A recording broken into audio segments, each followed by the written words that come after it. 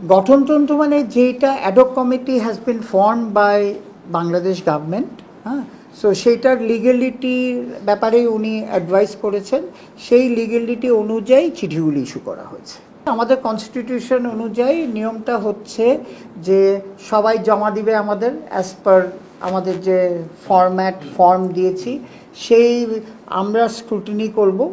Cricket board এইটা বোর্ডে মিটিংয়ে অ্যাপ্রুভ হলে আমরা এটাকে নির্বাচন কমিশনে ফরওয়ার্ড করব।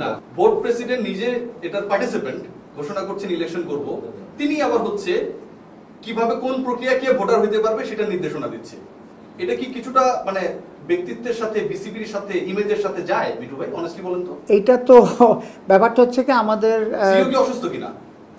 না, সিও ওই দিন আপনি যেটার কথা বলছেন যে আপনার এক্সটেনশন অফ ডেট যেটা আমাদের 2 দফায় বাড়ানো হয়েছে, হ্যাঁ সিগনেচারটা, হ্যাঁ, তো ওইটা, হ্যাঁ, এটা হয়তো তার, এটা তো ওনার এখতিয়ার আছে অ্যাকর্ডিং টু আওয়ার কনস্টিটিউশন। রাষ্ট্রপতি তো সব এখতিয়ার আছে, সবকিছু করবে অ্যাকর্ডিং টু দ্য কনস্টিটিউশন। না কাস্টমস তো ইম্পর্টেন্ট নাকি? জি, ব্রিটিশ কোনো হচ্ছে সংবিধান লিখিত না, কাস্টম মেইন। হ্যাঁ, তো মানে কাস্টমারি ওই হিসাবে কাস্টমারি না ওনার এটা ঠিক। আর এটা তো আই এম নট দ্য জাজ টু সে দ্য নিয়ম অনুযায়ী, অ্যাজ এ নিয়ম অনুযায়ী, নিয়ম অ্যাজ পার আওয়ার কনস্টিটিউশন অনুযায়ী উনি সর্বোপরি ক্ষমতার অধিকারী, উনি ওইটা অ্যাপ্লাই করে।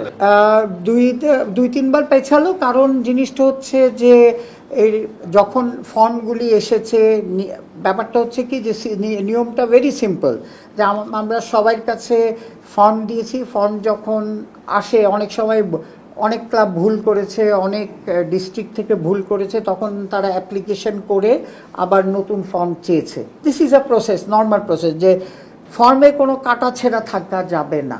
তো সেইটার জন্যে ভুল করলে এটা চেয়েছে, কিছু ক্লাবও চেয়েছে, কিছু অ্যাসোসিয়েশন চেয়েছে, কিছু ডিস্ট্রিক্টস চেয়েছে, ওইগুলি দিয়েছে। তারপরে আবার আপনারা জানেন যে তারা ওই যে অ্যাডহক কমিটির বাইরে যখন দিয়েছে, সেই বাইরেটার এখানে আমাদের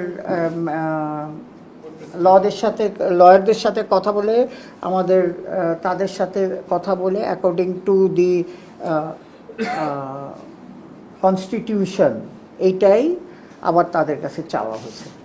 যেগুলি আপনার ঠিকঠাক না এরকম হয়নি, তাহলে তো চিঠি পেতাম, কিন্তু 4টা ক্লাবের মালিকানা নিয়ে যে সমস্যাটা আছে সেইগুলি, সেটা নিয়ে তো ডিসিশন কালকে পেয়ে যাবেন। বাকি অন্যগুলি যদি সমস্যা থাকতো, we are open to receive letter. So ওরকম লেটার পাইনি আমরা, যে এই 4টা ছাড়া। 14টা ক্লাবের ব্যাপারে ডিসিশনের তো কিছু নেই, কারণ 14টা ক্লাবের ব্যাপারে বলা হয়েছে, আপনারা খুব ভালো করেই জানেন 14টা ক্লাবের ব্যাপারে ভেরি ক্লিয়ার একটা আন্ডারস্ট্যান্ডিং, যে দুদক কিন্তু একটা রেকমেন্ডেশন দিয়েছে। সেই রেকমেন্ডেশন আমাদের 4-5টা রেকমেন্ডেশন দিয়েছিল, সেই রেকমেন্ডেশন অনুযায়ী আমরা কাজ করছি। সেই রেকমেন্ডেশনের প্রসেস অনুযায়ী 14টা টিম রেকমেন্ডেশন অনুযায়ী কেন হয়েছে, কি হয়েছে, ইনভেস্টিগেশন হবে, এরকম কমিটি করে ইনভেস্টিগেশন করে হবে।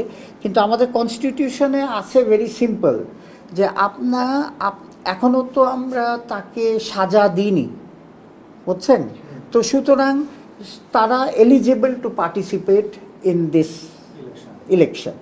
সো হ্যাঁ, এটার সাথে সাথে যেহেতু দুদক রিকমেন্ড করছে, আমরা তাদের রেকমেন্ডেশন অ্যাকসেপ্ট করে আমরা রেকমেন্ড করেছি যে পরবর্তী বোর্ড যাতে এটাকে থরো ইনভেস্টিগেশন করে, যাতে ভবিষ্যতে এরকম সিচুয়েশন আর অ্যারাইজ না করে। তো নেক্সট ইলেকশন হবে, আমার কথাটা বুঝছেন। রাইট নাও এখন আপনাকে আমি অ্যাকিউজ করতে পারি, বাট আপনার জাজমেন্ট যদি না পান তো আপনি তো দোষী না। এটা একদম ক্লিয়ার কাট, এটা কনস্টিটিউশনে ক্লজ নাম্বার 9 সামথিংয়ে লেখা আছে। So according to the constitution they are eligible. এটা তো একটা লং প্রসেস, এটা কিন্তু এত ছোট প্রসেস না। আপনার যেটা হচ্ছে 12 দিন আগে, আপনি যেটা বলছেন 10-11 দিন না, 12 দিন আগে একটা চিঠি পাওয়া গেছে। এর মধ্যে শুধু এই অনেকগুলি আইটেম আছে। এই আইটেমগুলির ব্যাপারে আমাদের লয়াররা এটার উত্তর দিতে হবে। প্রসেস কিন্তু শুরু হয়ে গেছে। এই প্রসেসের মধ্যে জানেন ওটার মধ্যে একটা যে রিকমেন্ড করেছে একটা আপনার সিএফও অ্যাপয়েন্টমেন্ট করতে হবে। রিকমেন্ডেশন হয়েছে যে আমাদের একটা এই যে জুনোক্স বলে আপনার এইচআর কোম্পানি অ্যাপয়েন্ট করে প্রপার, এগুলি তো কাজ শুরু হয়ে গেছে। এটাও শুরু হবে এটার মধ্যে। সো এটা আমরা প্রথমে ফার্স্ট স্টেজ হচ্ছে রিপ্লাই করা হবে দুদকের কাছে, তারপরে আমরা এটার প্রসেস করে দেবে। তো দুদকের লেটারে যেই সব জিনিস রেকমেন্ড করা আছে আমরা কিন্তু সেটা ফলো করছি।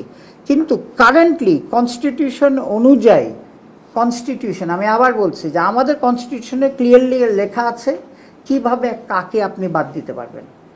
সেই কনস্টিটিউশন অনুযায়ী এটা কিন্তু তারা এলিজিবল।